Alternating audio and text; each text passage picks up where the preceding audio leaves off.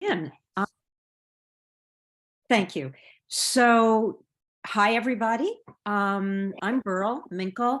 I'm the chair of Noca, and I'm just really thrilled to have Tutter and Cheyenne McCarter here presenting today on their project Spin a Yarn, Weave a Life. And before we get to their presentation, I just want to go over some basic Zoom housekeeping tips. Probably everybody's familiar with them, but I'll just say them quickly. We'll all be on mute except for the speakers. And if there is a time for you to talk, then please unmute yourself and then mute again. You can use the chat for questions and comments. And after the presentation will be 40 minutes or more or less, and there'll be more or less about 20 minutes or something for question and answers. We can be flexible. And I will look in the chat and I'll read out the questions, and Cheyenne and Catherine will answer them. And after the formal presentation, there will also be time at the end for any group conversation that we want to have. And you probably all are familiar with that little raised hand that you can do in the reactions thing at the bottom of the screen. You can put up your little raised hand and then everybody can have a chance to say anything they want. And also at the very end, there are a few announcements that I want to make. So hopefully you will stay till the end. The meeting ends at 5:30 today. And what I thought we would do is just take a couple of minutes in the beginning before the presentation. Each one of us, except for Catherine and Cheyenne, who will have time for more extensive introductions. Each one of us could just go around briefly, say our name and the kind of medium that we work, our art medium that we work in. And anybody who's here as a guest, please, introduce yourself and tell us who you are and what kind of art you might do. So I guess I'll just start. I do painting and drawing and some writing. Jen? Hi there, I'm Jennifer, and or Jen Fuchel, and as people know, I work in many different types of medium, painting, drawing, but most recently I seem to be leaning more towards wood turning, wood carving, and I'm learning how to weld. So we'll see how that goes. Cool. So it's been scary and fun. Anyway, who wants to go next? I'll go next. I'm Barbara Thomas. I make artisanal soap, and I'm also a comic book writer. I'll just pass it to somebody. Janet? Oh, Janet, you need to unmute.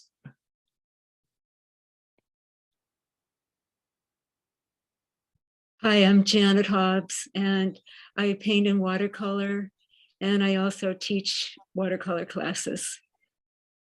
And I'll pass it to Diane. Hi, I'm Diane Margolis. I'm a writer. I just finished a book that just got published and about my community, Cambridge Co-housing, and I paint in watercolors, and I'm a student of Janet's. So, and I'll pass it to We have Belle. pass it to Belle. Oh, you have to unmute, Belle. Great. Yeah. Hi, I'm Belle Brett, and I do watercolor and collage. More collage these days than anything else, and perhaps less of that because we're busy downsizing. And I have been a writer in the past, but I'm not. I'm only writing a downsizing blog at the moment.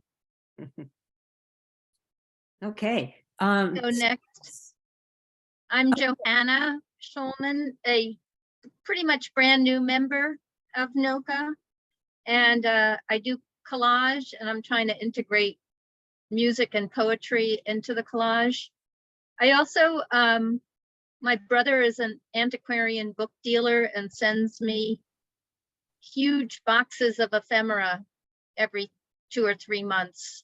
Very interesting stuff, not much of which I can use. So if anybody's hungry for ephemera, let me know and we can go through the boxes someday in my basement where I am sitting right now. Great. Francie? Hi, I'm Francie. This is only my second time of joining in. I was a professional potter for many years, and more recent, well, in the last 10 years, I've been doing quilting, fabric art, and using art or the quilting to deal with life's hard moments and as a therapeutic tool. And my background is in art therapy, so so that's me. Anyone else? We have some guests today. Anyone else who'd like to introduce themselves? Patty. Unmute, Patty. Patty, unmute. Patty? Patty, I heard you, Burl. Thank you. I know a bunch of you on here, so it's really nice to see you. And I do watercolor, and I don't come to these meetings, but I'm happy to be here today. Great. And Carlotta, you told those of us who were here early, you told us something about yourself. Do you want to just say anything?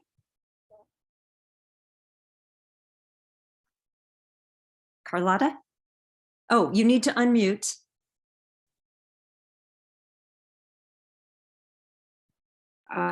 Yes, for the rest of you. I'm a friend of Catherine's as of multiple years, and we've crossed paths all over Boston in all sorts of ways.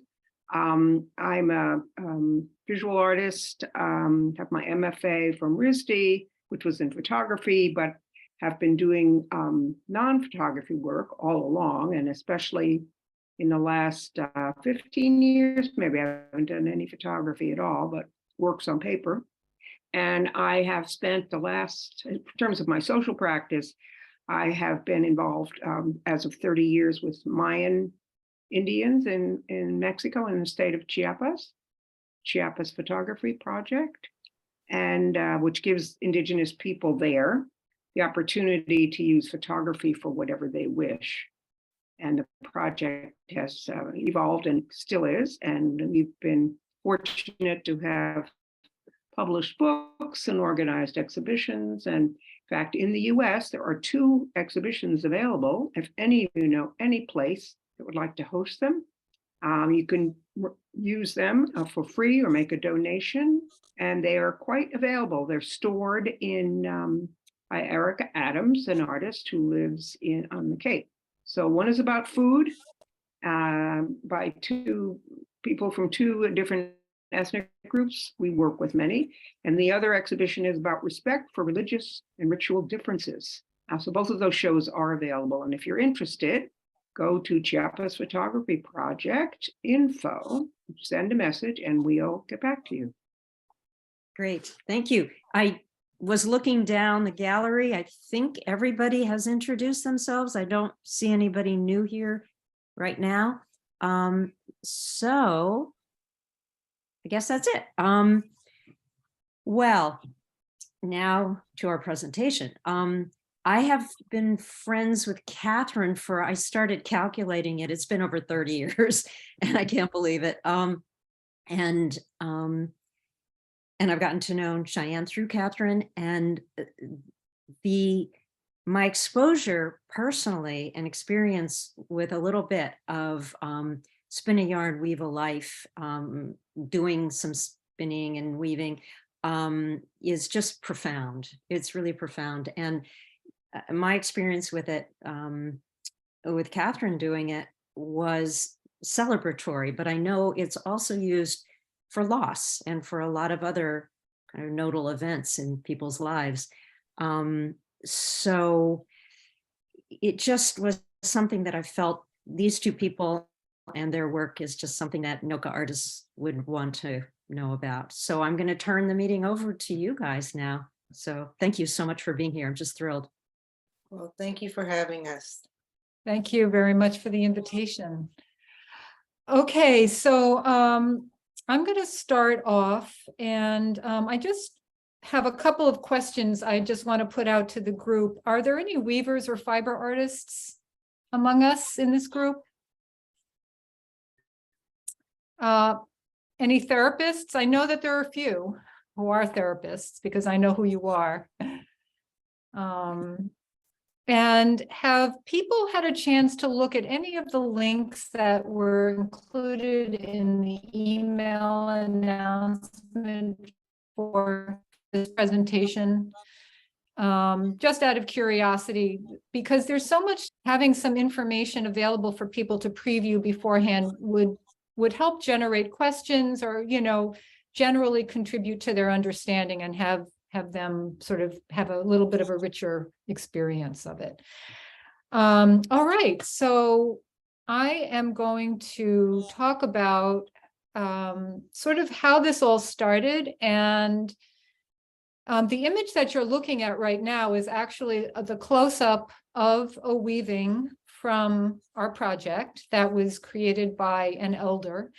And when I look at this image, it reminds me of the very first time that I actually wove a sample, created a piece of fabric that contained yarns that were made out of paper that had been spun using a drop spindle with words on the paper.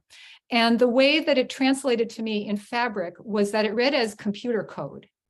And that was a kind of a big revelation to me, because it sort of concretized the link between words and textiles. And the words text and textiles share the same Latin root word, which means to weave. So that was the beginning of, oops, I'm trying to advance to the next slide and it's not going. That's weird. Oh, there we go. All right. So I was working with a Jewish congregation in Cambridge in the early 2000s. And I was involved in a lot of projects there, Congregation Eitz Chaim on Magazine Street. And I was working with the community to create some ritual textiles for its Torah. And the images that you see here is a collective weaving of a ritual textile called a wimple, which is made to bind the Torah scrolls together. And this textile is about 96 inches long, and it was woven by over 46 participants within the community over the course of 1 year.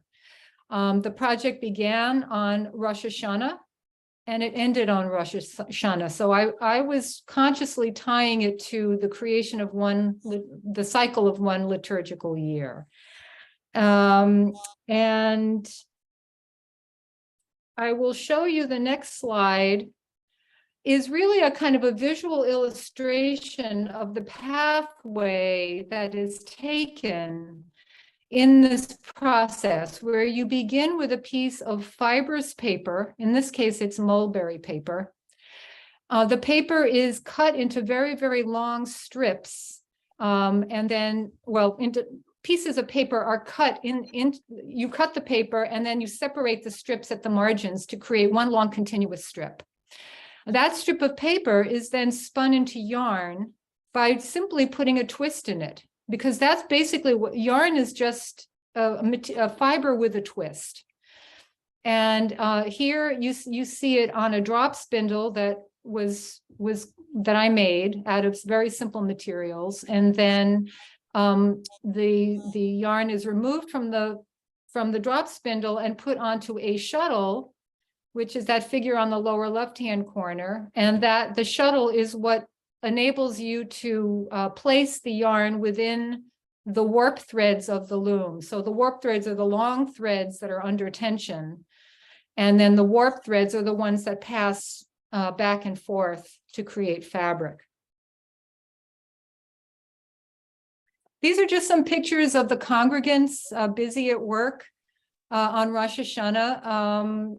They were given instructions for what to do. It all started with basically writing down their Jewish story.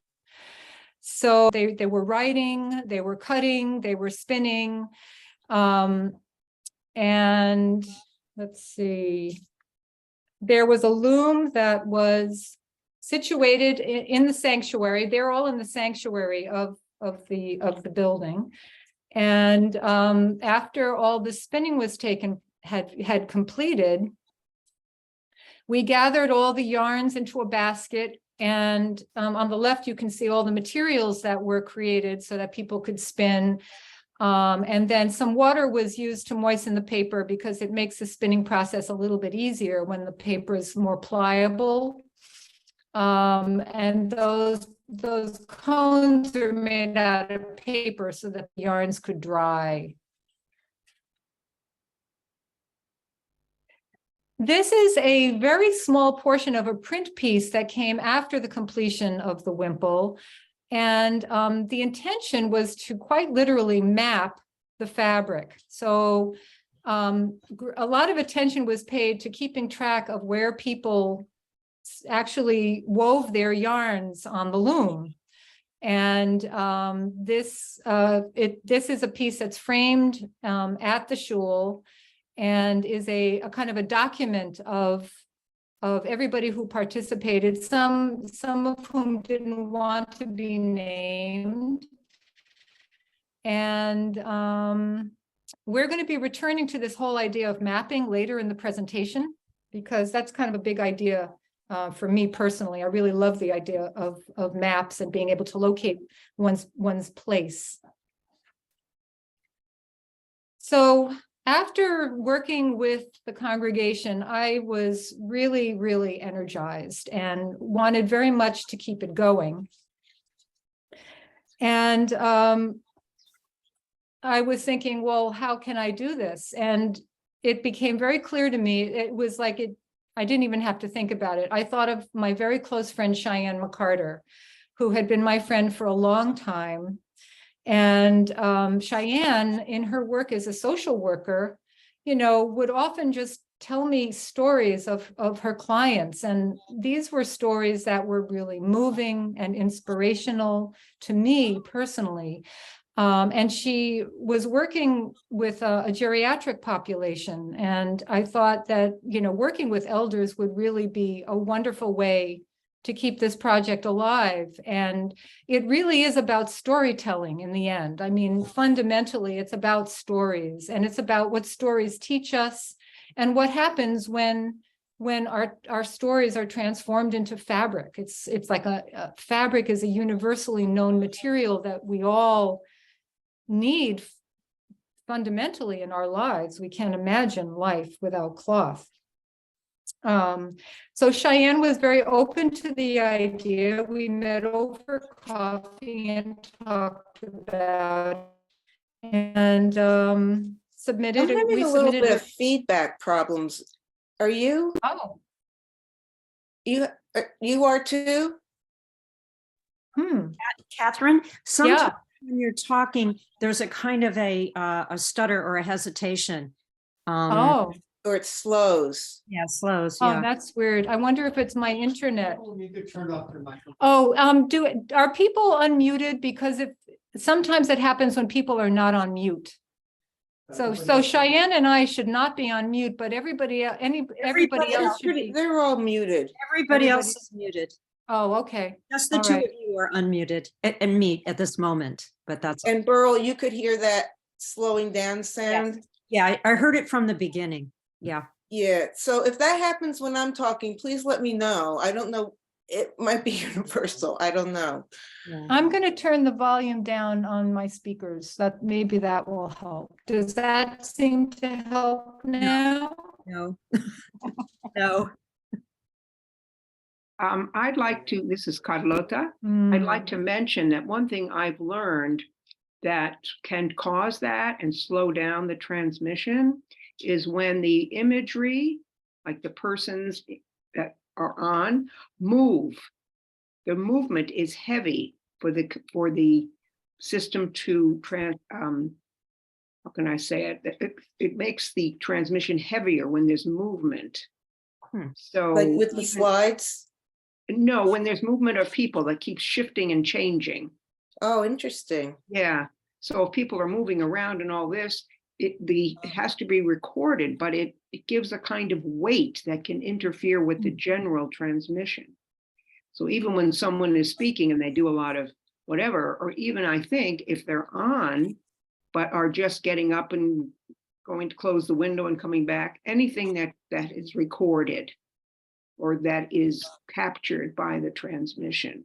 That might be it, but I haven't noticed that because I've been flipping through the gallery and I've noticed people sedentary. So I don't know. I'm not a techie person. I don't know.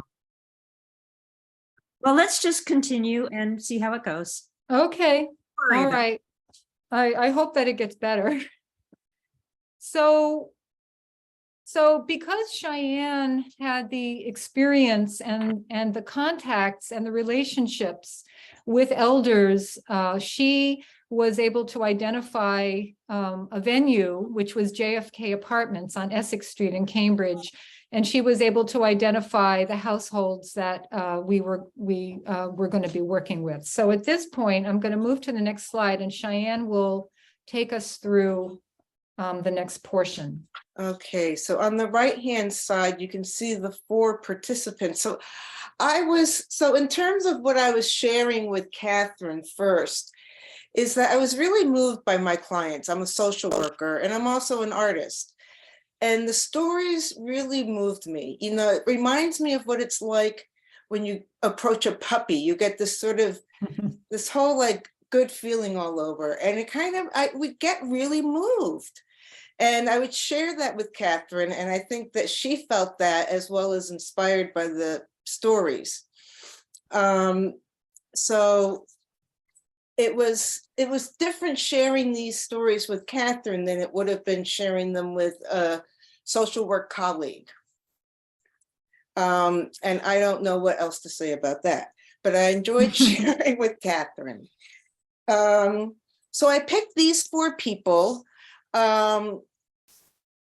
I was just moved by each of their stories. There were a lot of different people, but I felt like they were at good stages of where they were to understand the project and participate. So, Mr. at the top right, Sergio with the glasses and the white hair, he's from Cuba and he has a very close friend. And it was never sure whether it was a romantic relationship or just a good friendship, but he'd been through a lot escaping Cuba, and his father never approved of his attempts to adapt. And, you know, these were struggles that he dealt with. And it just was impressive hearing him talk about this. And the other people I wanted to mention was Lois Jones, bottom right, with her granddaughter. She was the matriarch of a very large family in Cambridge. She was the matriarch of her community. She grew up in Newtown Court and raised her family there and had every celebration, cooked 1 million meals, and was just a really unconditional, loving presence in the lives of her daughter and her granddaughter and her great-granddaughter. And Catherine was interested in saying a little bit about some of the other folks. So on the lower left corner is Ladislava Mejia. They were both from El Salvador. Joaquin and Ladislava, we needed to enlist the services of volunteer translators because they could not speak English. Joaquin was just learning to write his name.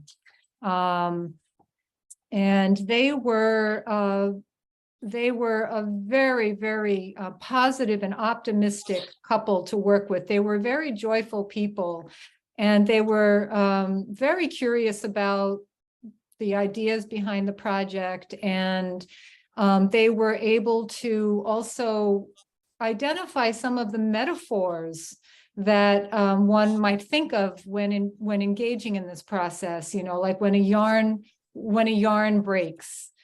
We taught them how to repair the yarn by splicing the the edges together in the same way that you would with a piece of wool. And they made comparisons to, you know, repairing a broken marriage or, you know, overcoming sadness. And these are people that endured great hardships in El Salvador, and they were witness to many atrocities. And I don't know, I don't think Cheyenne mentioned this, but we did record conversations with all of these people, all of these elders with their consent and permission.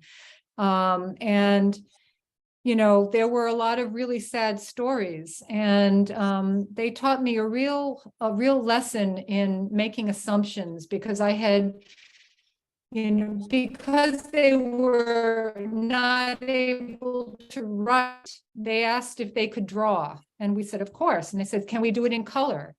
And we said, yes, absolutely. And we supplied them with markers and paper. And I was expecting to see images drawn that depicted these, you know, sort of horrors, and sort of my own sort of assumptions that, you know, ways to work through trauma is to express it.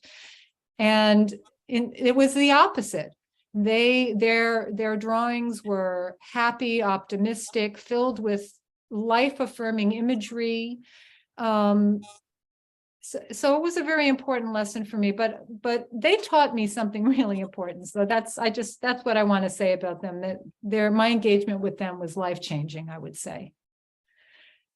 And Bill Pearson, who's in the upper left-hand quadrant, lived by himself.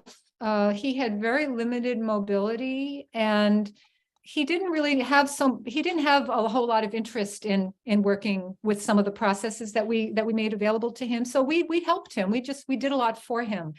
But there was a lot to talk about in terms of objects that were in his home. He had won awards, and there were pictures of his wife, and we kind of focused on some of the objects and memorabilia in his home to help draw him out.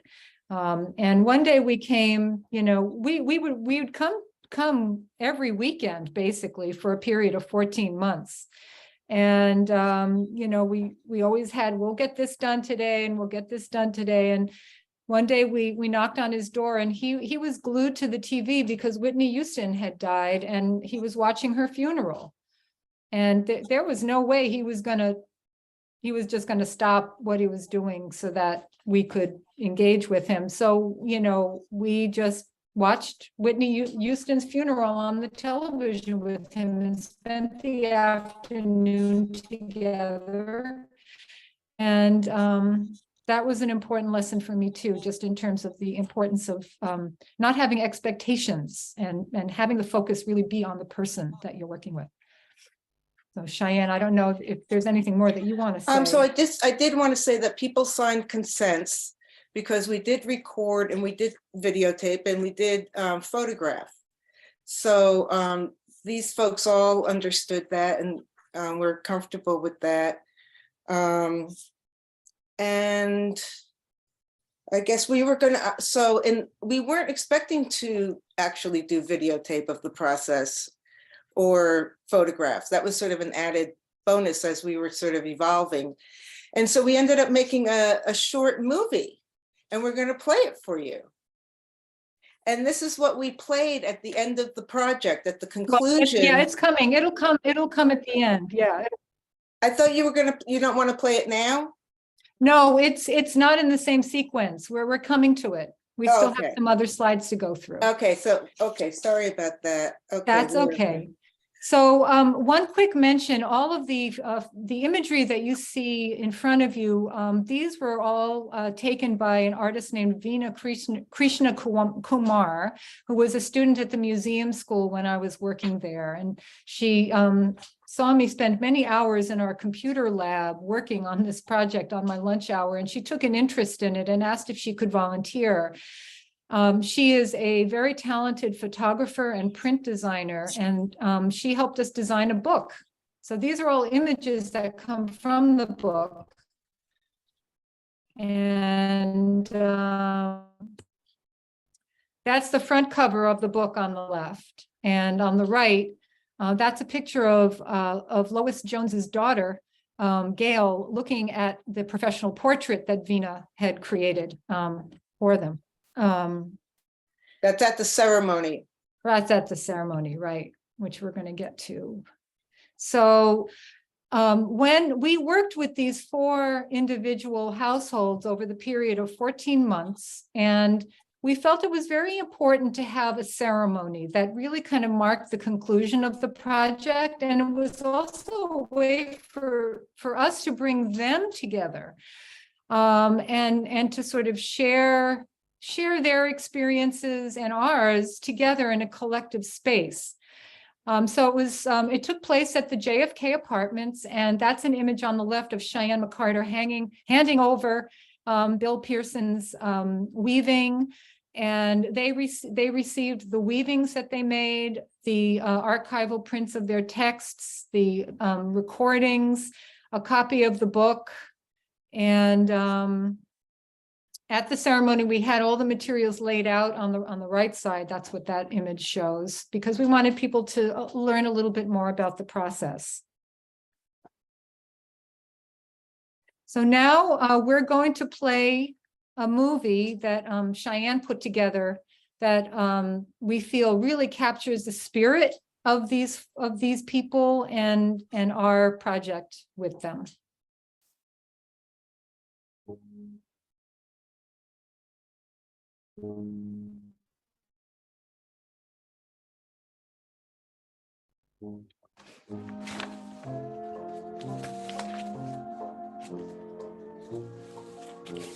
Are people getting the audio?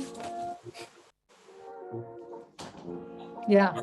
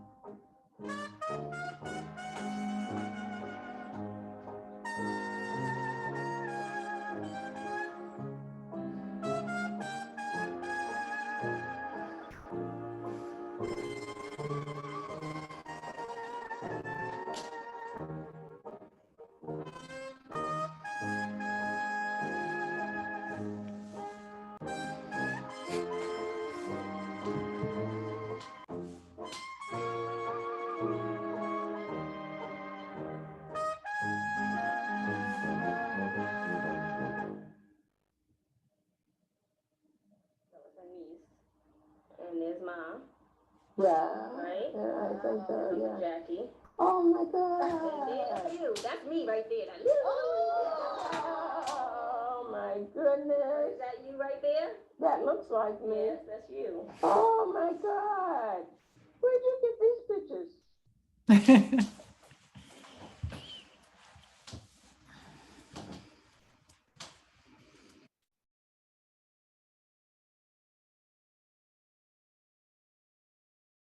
All right. So that was the voice of Lois Jones talking with her granddaughter, Danielle. So after our work with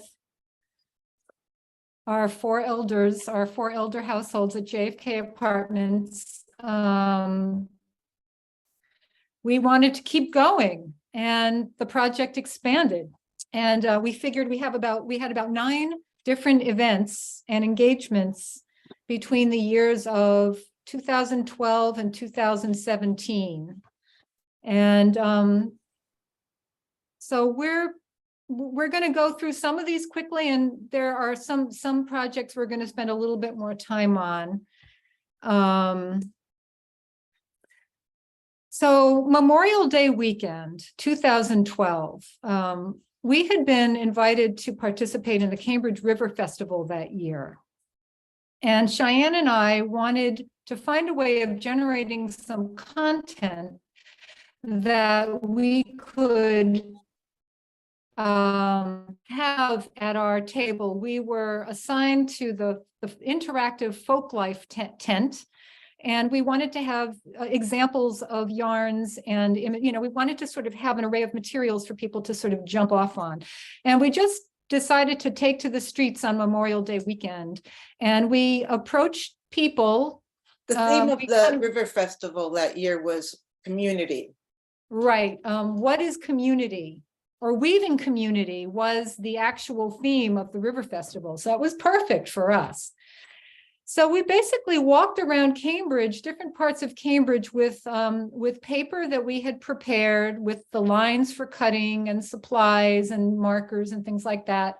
And we just asked people to share with us their vision of community. What does community mean to you? And these are just a couple of pictures of some of the imagery that was generated. Let's see, there's another set of images. And what we did with all of that, when the River Festival was canceled, we had generated all of this material. So we decided to make a display. So we took all of the papers that people had written on and drawn on, and we scanned them and we laminated them and we made a display. And then those pieces of paper were spun into yarn. I think I just did it myself one night. I just did all the spinning. And the yarns were collected on paper cones that had a number.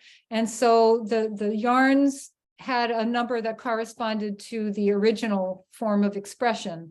So again, we're getting back to this idea of mapping and sort of tracking the pathway that it takes to get from one to the other. Do you want to talk about the Mobius exhibition, Cheyenne? Yeah, so at the Mobius, we were awarded the Gold Star Award for this project by the Mass Cultural Council, which was really an honor. And as part of that celebration, we created a show at Mobius. And we had recordings of the elders talking we had CD players next to images of the weavings and drawings and all sorts of stuff, and an explanation of what we had been doing and some things about the participants. And it was a really nice show. And that's is that where it was at the JFK Apartments. They gave us the actual award, I think, is where they had the ceremony. But Mobius, but Mobius the show was kind of going on while that was happening. And it was nice for people to get to hear who hadn't seen the movie or anything, get to hear people's voices and that kind of authentic sounding interpretation of things. Right. Go ahead. Cheyenne was running around town finding DVD players for the CD players for the sound. That's one of the things that we remember happening. Most people have put up a show know what that means. All the last minute details. Yes. So sorry, go ahead. Go ahead, Cheyenne. So then we used, so after we did this thing with Mobius, we continued it. Oh, then the River Festival was canceled. So we had those things left over, and then we came, okay, so then we did some projects, the River Festival, but I wanted us to focus on two projects in particular. That's the project that we did it, part of Violence Transformed. I highly recommend you look at the website for Violence Transformed, which Catherine has created, an amazing website for them. And this is an exhibition they did focused on domestic violence and different artists exhibiting pieces that were related to their feelings regarding domestic violence. And so they could make their own images, spin them, or weave from the interactive menu. It's kind of hard to describe how it all came together, but it did. So we're already beginning to see here a situation where people are linked across space and time, because we have people who are drawing or writing and making a yarn, and then somebody in another place and time is taking their yarn and weaving it on a loom. And it's sort of very interesting idea to both of us. So the River Festival did indeed happen in June the next year. The theme was still Weaving Community, which we were thrilled about. And we had all ages, lots of different people coming to participate. We developed this, this was a laminated sheet that was available for people. We did a lot of laminated sheets because it made it easier to work with larger groups of people, for them to have something in front of them that they could focus on and sort of take their cues from, because we were always so busy helping other people. And Cheyenne was really good about creating laminated instructional aids. And people signed waivers so that we could use these images. Yes, good point. So where are we on time? These are some people that came early on. How are we doing on time? Are we 10 minutes to 5? We're doing all right? You have plenty of time. No Okay. rush. Take your time. Great. Okay, so here at the River Festival, people are responding to the question, what is community? What does community mean to you? And they are drawing, writing, cutting, and spinning. And this family had a lot of fun working with us. This was early on in the day before we got kind of inundated. Young kids really liked working with the spinning. So this was another project that Cheyenne, do you want to talk about the trauma so this was a Cambridge Health Alliance conference for psych residents, and they were interested in learning about another way of working with trauma. And we were invited to show what we've done. So we didn't have time to warp a whole loom.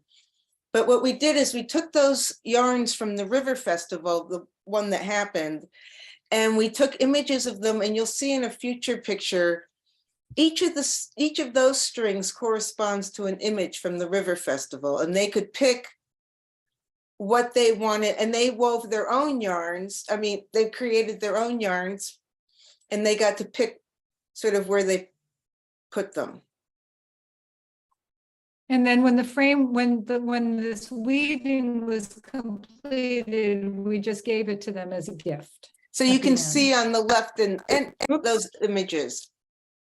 Oops, sorry. Oh, let me That's- go back. Yeah, so if you look around the frame, you can see the images are numbered. It has the first name of the person, the age of that person, and their community, where they live or where they work. And those correspond to the numbers on the warp. Anyway, that was very different. We never really did anything like that before. It was kind of a new thing. It was kind of, yeah, it was new. But then so we're going to talk about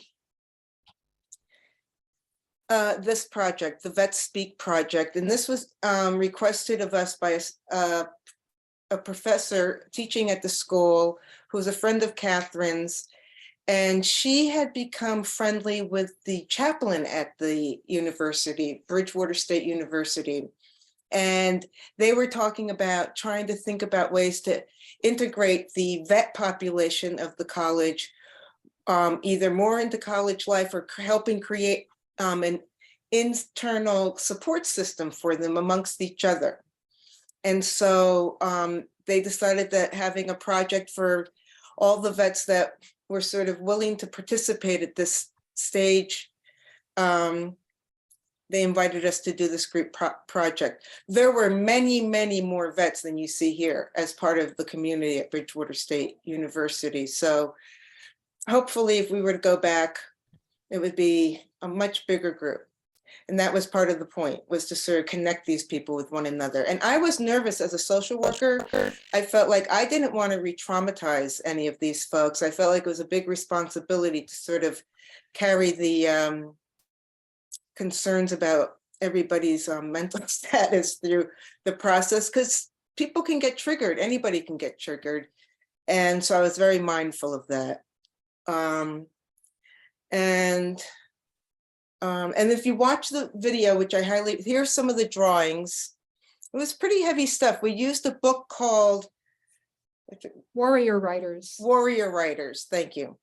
And we read aloud some of it. And in the video, you'll see a guy with his daughter, and I highly recommend you see it. He talks about how the first workshop, we did 2 workshops there. One was to generate these 2. And he said that after the first workshop, he didn't think his daughter was going to want to come back, because when they volunteered to share what he had wrote was pretty graphic and poignant.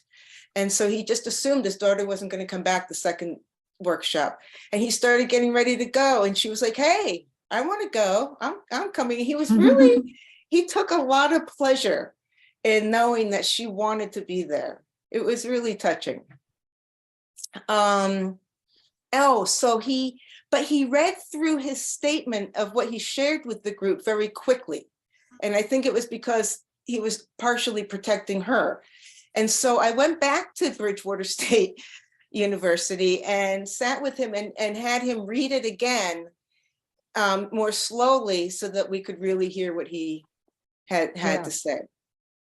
Cheyenne did an amazing job doing that. And then, so here we are. Now we're in, this is the second workshop in April, getting the yarns onto the loom.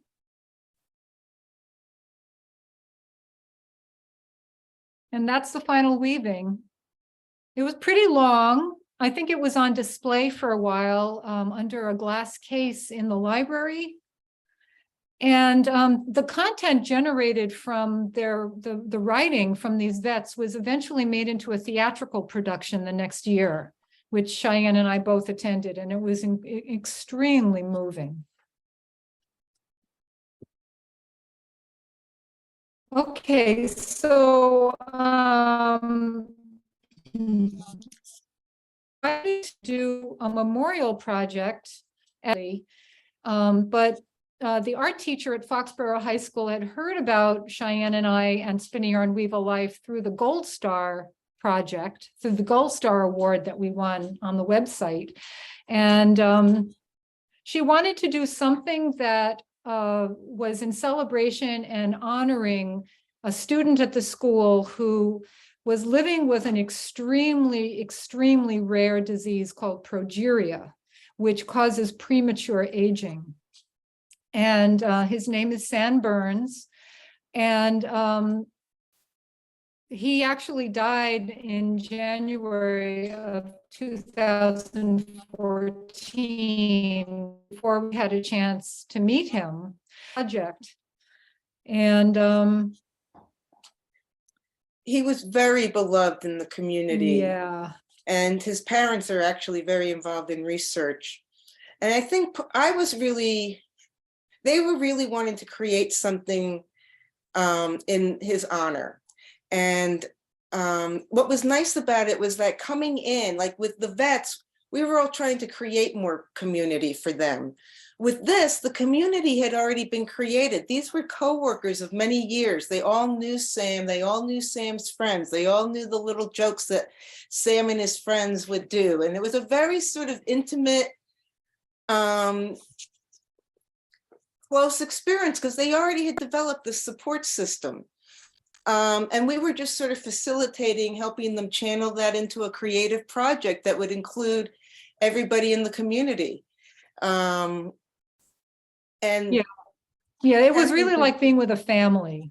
It was really wonderful. And there were 2 students at the high school that created a video that documented the workshop, which is among the links that that you all had. Maybe you've had a chance to see that. But what you're looking at here are people who chose to focus on one of Sam's 4 principles. He had 4 principles for leading a happy life. One of them was surround yourself with people you want to be around. One of them was be okay with what you ultimately can't do because there is so much you can do. Keep moving forward and never miss a party if you can help it. We went back to Foxborough later the following year to help them remove the weaving from the loom. We gave them a loom to have in the school. You know, it was in situ in their library. It had a dedicated place. And it was really a wonderful day to have them help them take it off the loom. They were very excited to see what it would look like. Everything had been tagged. Scans were made of all of the images and writings, and I don't know what eventually became of all of that. I think that they wanted to make a book, but I don't know if that actually ever ended up happening. so the 4 sections, we decided on a design sort of with them. Yeah. Of doing something that would represent his 4 principles for leading a happy life. So there's 4 different sections. And the blue and gold are the school colors. Right. And so he, and those beautiful yarns were what Catherine used to make this all available. And I just love that image.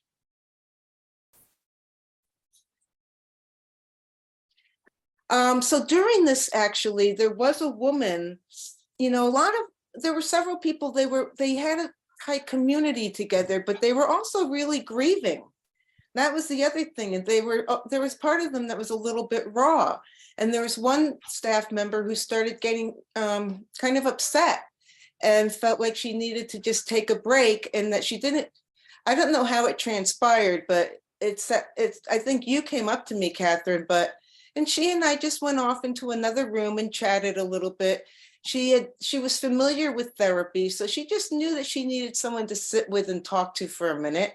Yeah. And then she went back to memorializing Sam with the group. I think she was the librarian, Cheyenne. I don't remember her name, but I was glad that you were there. It was a very moving project, and I recommend it. Moving on to the next slide. Ready? Okay. Okay, so we were invited by Violence Transformed to do a workshop with therapists, and we received funding from the Arthur P. Gold Foundation, which gave Violence Transformed an award for humanism in medicine. And so this was a small group of therapists that came together. It was at Cambridge College, and we led them through the process that is probably becoming very familiar with you now, of recording or transcribing a sort of like an externalized expression. And this was done in response to a prompt. This workshop was coming on the heels of the marathon bombing in Boston. And so there was a prompt having to do with the bombing.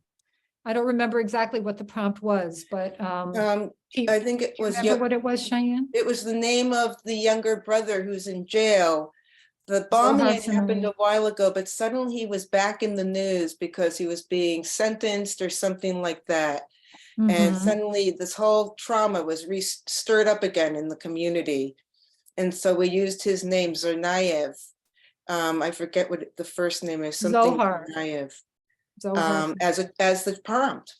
And that's something we've sort of left out, is the prompts, in terms of the Vet Speak prompt was the ratings from Warrior Writer, and then it was open-ended. The prompt for this was, I read something about it was Tsarnaev, and then we also read something about how this process relates to potentially helping people with trauma. Right. So everything happened in one day: the writing, the cleaning, the spinning, the scanning, the cutting, the spinning, the weaving. It all happened in one day in the gallery. I don't have any pictures of the weaving, but we did everything and made the textile that you saw on the first slide. This was really the last project that Cheyenne did together as Spin a Yarn, Weave a Life. Donald Trump had been elected president, and his inauguration had taken place. And we were invited to do a workshop at the Dorchester Arts Collaborative, which had, and so this was a group of activists that had all kind of convened in this fairly large space, and there were a lot of different things going on at once. So if you look at the left-hand image where you see Cheyenne working with somebody to help her spin, in the background, there's another group of people. There was some kind of focus group going on. And then on the other side of the space, there was food being cooked. There was lots of food. There were taiko drummers that came out and did some taiko drumming. It was just like, kind of like, almost like a 3-ring circus where you could sort of walk around and sort of dabble in whatever you wanted to do. And people had a lot of fun, working with us and doing the yarns. You can see all of the images on our website. So this brings us to a part of the, did you want to say something else, Cheyenne, about No, you're going to do, this is good. Go ahead. Okay, so this brings us to a place in our project where we are kind of interested in turning to you, turning to sort of other people out in the world. We're interested in replicating and distributing this process so that many people can do it and share it with their communities. We see it very much as a social engagement practice that has incredible potential. And one idea that I've had has been to create digital interactive weavings of fabric that has been mapped. And so I'll show you what I mean by that. And maybe some of you have already explored this. This is a page on our website. It's under the menu, what is Explore a Community Fabric. So this is the what is community weaving completed. And everything has been mapped, and it's been it's been tagged digitally so that you can experience what the original form of expression looked like. So this goes for about 2.5 minutes, and I can start it now by pressing my space bar. So this is a video screen capture of me scrolling through this weaving. And as you approach the targets, the digital targets, it expands the yarn that is located in that section of the fabric. So I've had visions of developing a website that is filled with things like this from all kinds of communities all over the country, all over the world. I just love the idea of groups of people that have taken this process and have sort of integrated it in a way that is true and right for the community that they're working with. I think that when people see the transformation from imagery, recognizable and decipherable imagery and writing into a textile that is really just a piece of cloth that has little bits and pieces of code embedded within it, that transformation is remarkable to many people. The Mejias described this as magic. They called it mágico when they saw their fabric emerging on the loom in this form, knowing what was embedded within it was transformative for them. And so this is something that I personally would love to explore more deeply at a point in my life when I have a little bit more time to be thinking about these things. But this is something that I would aspire to. And if anybody out there has any ideas or any suggestions, or if this kind of thing resonates, anybody who works, in sort of like web development or is more technically knowledgeable than I am, I would love to collaborate, partner, sort of see what happens. I'd like it to develop organically, but I just see this as a potential for reaching more people and for really kind of just, again, coming back to the crux of this, which is that storytelling and fabric are intertwined and very interconnected in our lives. So this page just has other pages on our website that we have 3 interactive weavings on our website. We have the one you just saw. We have the cloth made by Ladislao and Joaquin Mejia, and then the Moving Towards Forgiveness Trauma Workshop textile. Those are all digitally tagged and available to see as interactive weavings. So we wanted to share with you supplies, steps, and resources for those of you who might be interested in trying this yourself. So this is just a list of the supplies, markers. The paper that we used for the larger groups is Lama Li, which is a hand-formed paper made in Nepal. We used a lightweight version of the Lama Li. You can use a bobbin winder or a drop spindle for the spinning.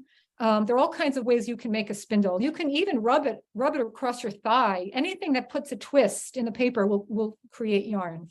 Tiny clothespins so that you can secure the piece of paper to the end of the bobbin shaft. If you're mapping, you'll need labels.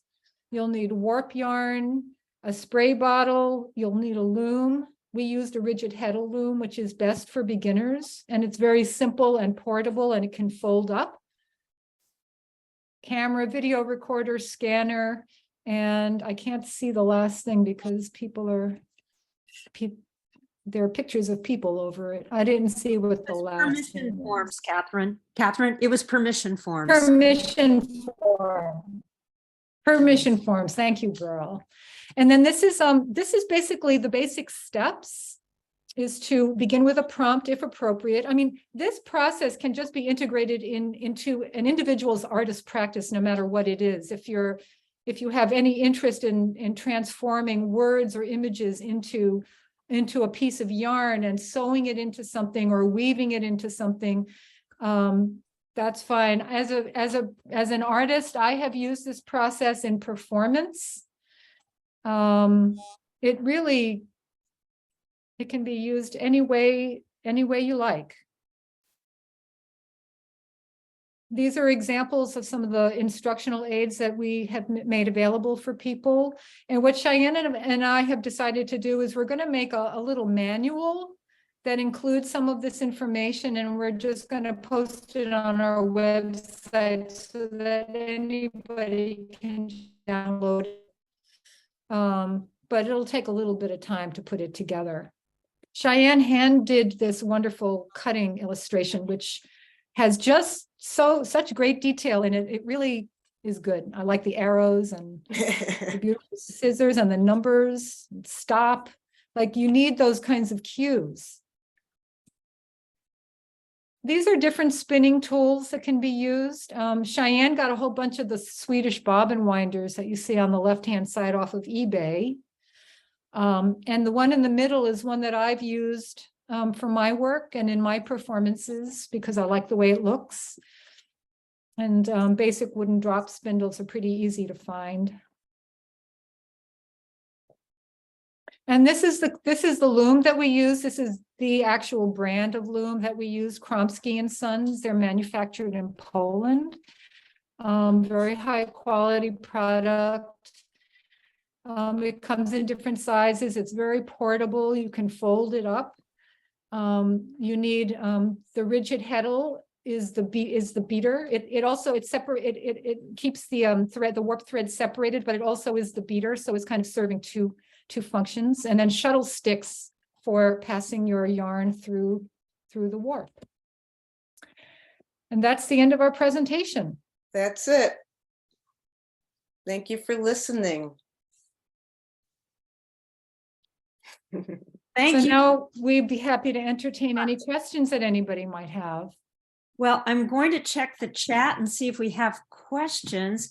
This is not a question, but a comment from, I think this one is from Jen, because Jen also works at Noca at Suffolk University. She says, Suffolk University, also blue and gold, awarded him a degree posthumously, but I remember him being at events when I worked there. Is that right, Jen? Is that what you want to add anything to it? Oh, that's cool. Oh, okay. No, I just thought it was interesting. It was great to see that piece because I remember when he was at, some of the events. So there aren't any other questions, but I think rather than being so formal to go through the chat, if anybody has a comment, just please raise your hand. You can use a little reaction hand, and I'll try to see if anybody has a hand raised. Or you could just unmute yourself and say, I have something. Just I'd love to add something if that's yes, okay. please do. So I was really touched by the one that was, let me get my notes because I'm so bad with words. The Riverfest one. And I just thought I just love the idea of to weave the community together. And it sort of reminded me of a ketubah where, you have all the names in there and it's supposed to keep the marriage together. And so it was just sort of a connection between, is there a way to make these and then treat it like a ketubah and I'm not saying in that way, but to have it be up on a wall so that people in the community could go there and they could say, I'm part of this and I'm connected to this person and that. And anyway, it just made me think about that because it's everyone's connected to each other and you might need a very large loom, but sort of the idea of having very large by 100 people connected.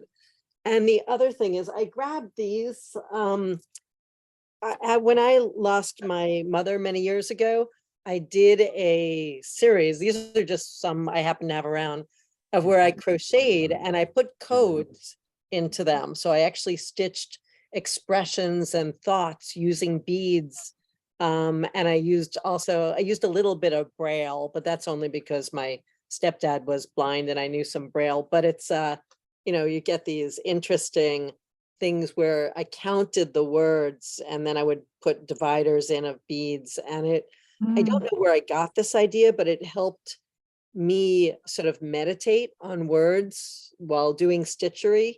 And for me, counting, for whatever reason, is very soothing. So I just figured I'd show them. Thank you. That's beautiful. Something with fibers and the process. Anyway, it was soothing. I see Barbara Thomas. Yeah, I had a question. Generally, were these one-day projects when you worked like at Cambridge River Festival or JFK Park Apartments? Because I've done some rigid petal, and the warping took such a long time. Generally, did you or the participants start the warp of the loom? Cheyenne and I would warp the loom. And we were just Mostly talking about Catherine. this the other day. If we continue to do this work, we have to outsource that function or find a weaver who's willing to volunteer some time, because warping a loom, or dressing a loom as people sometimes call it, is extremely time consuming, and it has to be done without flaws. Otherwise you will have lots of flaws in your weaving. So it's hard, but you asked about whether or not these things took one day. Our project with the JFK elders took place over 14 months. And we went to their apartments every weekend, basically, every weekend for 14 months.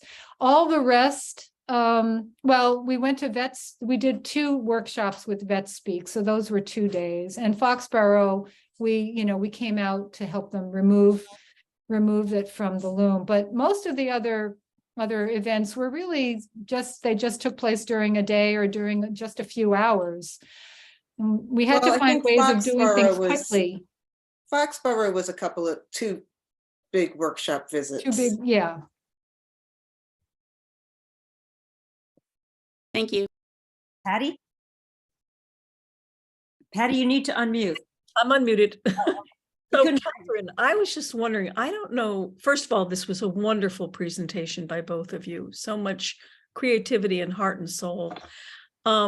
Catherine, when was that time where you sat in the window of Mobius and how long did you do that for? You didn't mention that. I just thought that was a really amazing. Sure. So as I mentioned earlier, I have used this visually performative process of writing and cutting and spinning in my own art practice at Mobius, where I was a member for a number of years. And for a while, we had use of the space at 55 Norfolk Street, which was a very small little shoebox of a building.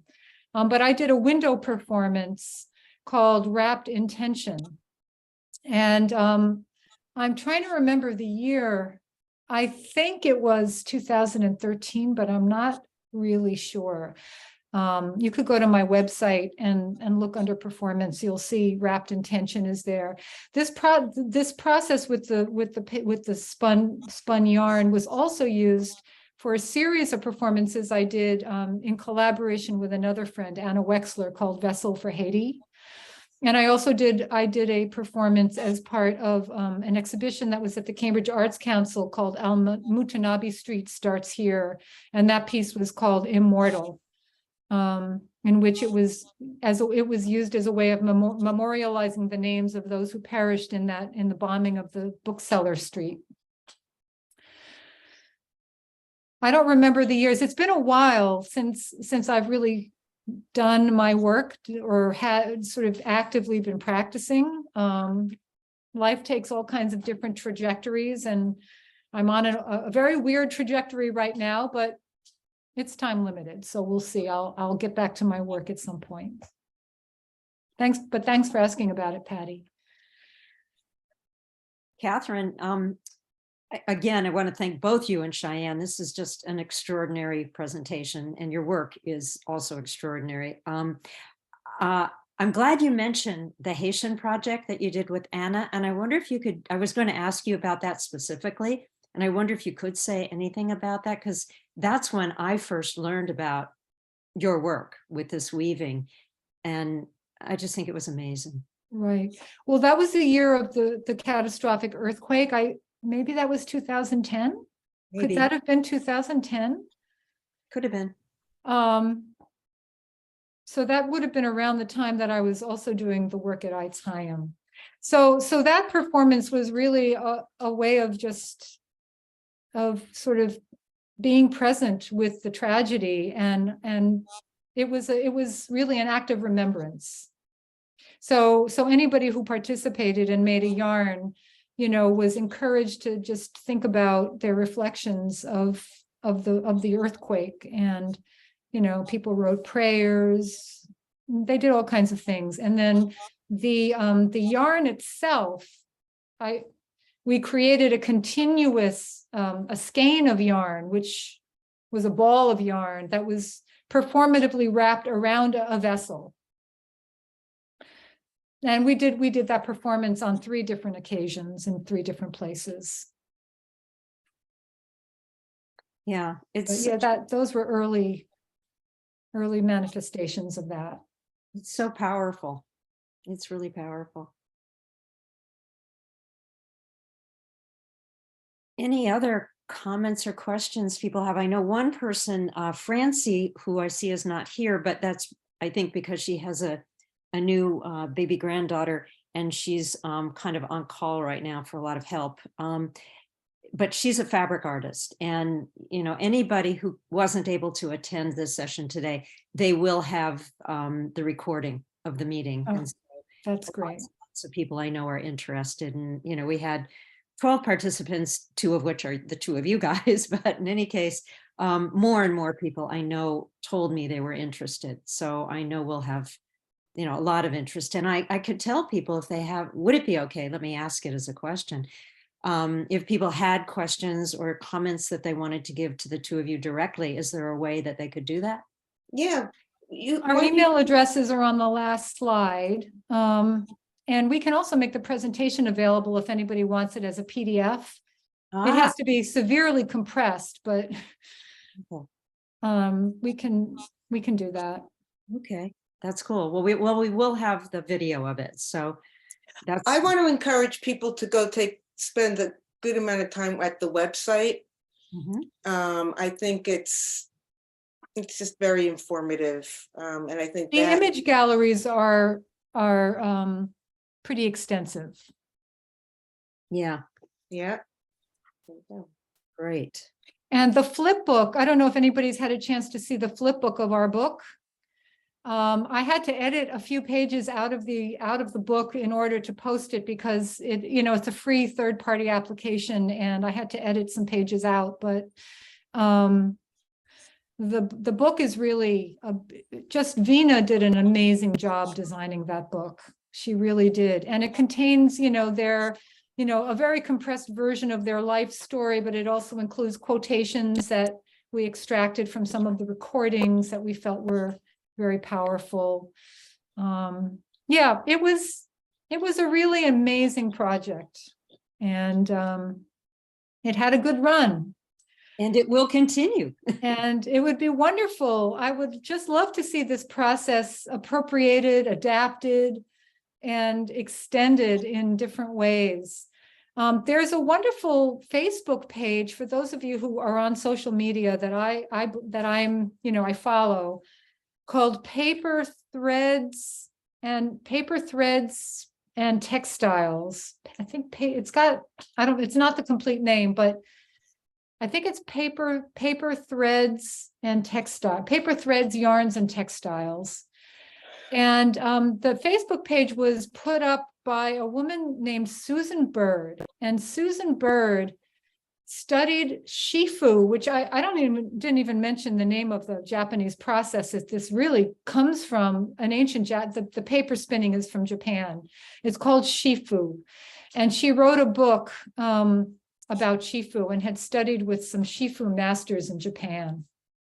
Susan Bird is just one of the most generous purveyors of information and knowledge I know. She has not only created a really wonderful Facebook page, which is followed by a lot of people that they post what they're doing, people that are making all kinds of things with paper threads. She also has instructional videos and showing the traditional manner of creating these yarns, which is something that I have been aspiring to do myself. I've never really done it in the super traditional way, and I'd like to. But there's a lot of information there as well that you can avail yourself of. Jen.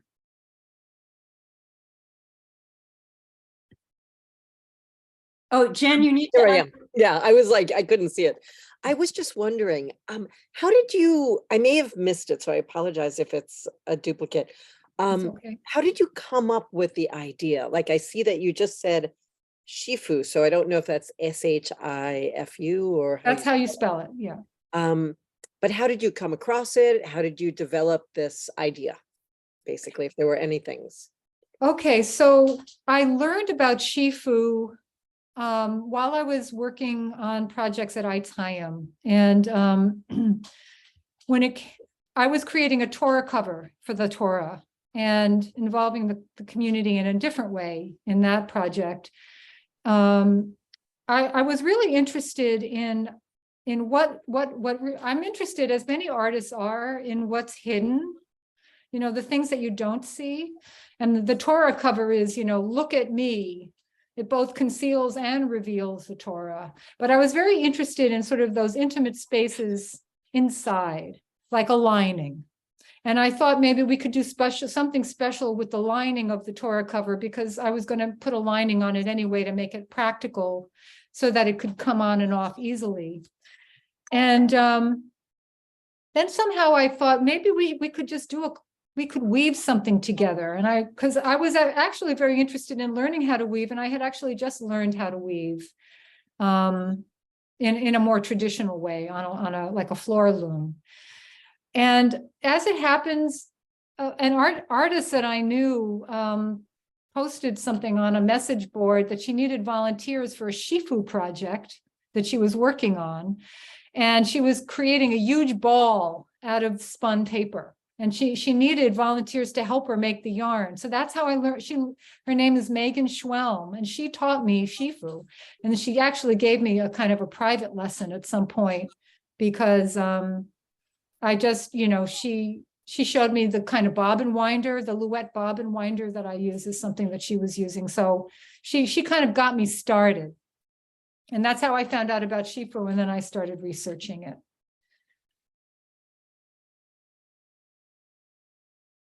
Wow, I see a message here. Is this from you, Jen? Contact Lex Art to find a volunteer. They have a bunch of looms and weavers. Yes, you were asking for volunteers to do the warping. I always get the warping the warping. the loom, dressing the loom. I was gonna say, there's a lot of people who are weavers there, and I bet you one of them would volunteer if you spoke to them. So. Is there anybody here who can imagine a spin a yarn, weave a life kind of project happening within your own community? Or just curious to know, like, what you see going on that might benefit from. I mean, this is, we're still kind of in pandemic times too. I mean, life is different for all of us now. I was just gonna say it. I'm always trying to find bridges between the more left-leaning and more right-leaning people in a society. I don't know how to do that, but it's, if you meet people and you get to know them, maybe there's some way of connecting. And that's with everyone. Possibly also at the Maud Morgan Arts Center. They're focused a lot on children, school age kids. And I know that they've been up and running even during the pandemic. They have school kids there whose parents were first responders. And Corey, I can't remember her last name at the moment, but Corey has been their art director. You might contact Maud Morgan Art Center. They might have ideas. That's a good idea. Barbara.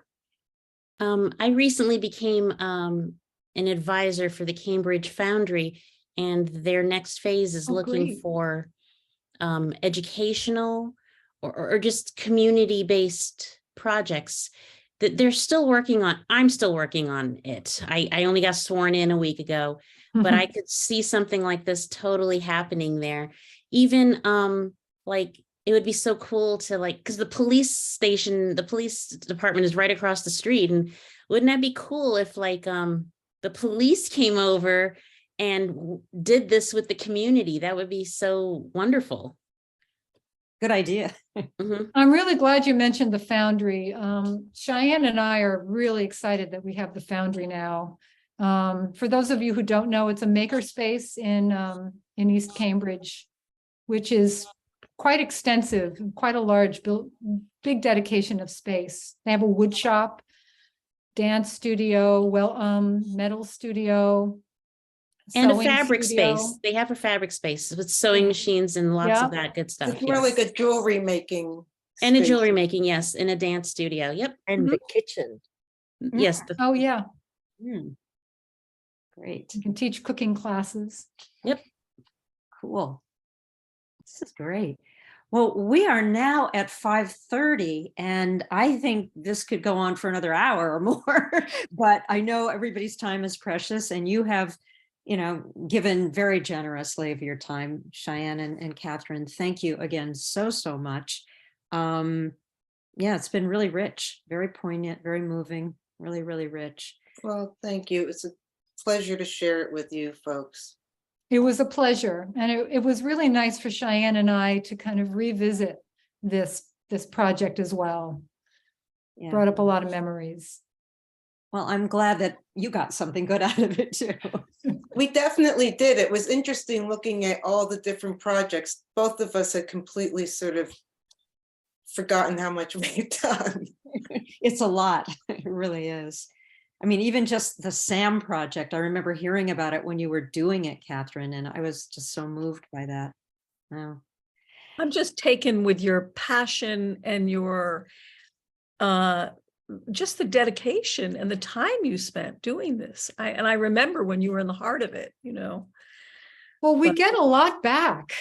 Yeah. I mean, yes, we did work really, really hard, but the rewards are really without, just so run very deep. It's very enriching, and I think that's having a social engagement practice gives that to you. Mm-hmm. It does. Well, it's very inspiring what you're both doing. So Thank you. thank you again. Thank you for inviting us, and Thank thank you you. for listening. Of course. So we'll end our meeting now. I'll send out any announcements in an email, and people will all get it. Okay. And I'm so glad, Barbara, you were able to stay. I'm glad. Yeah. My husband will forgive me. I'm glad. It was very nice to meet you all. Okay. Nice to Bye meet for you too. now. Take care. Take care. Hope to see you around the neighborhood. Bye. Bye. Carlotta, do you know Bella in San Cristobal? Bella?